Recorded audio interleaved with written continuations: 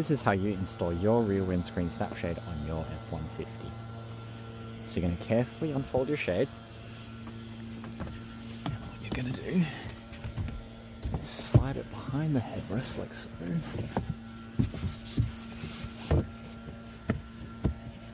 And you're going to pop these corners underneath. And that's it. Perfect. You can still use your rear windscreen power window as well, which is really good. Perfect.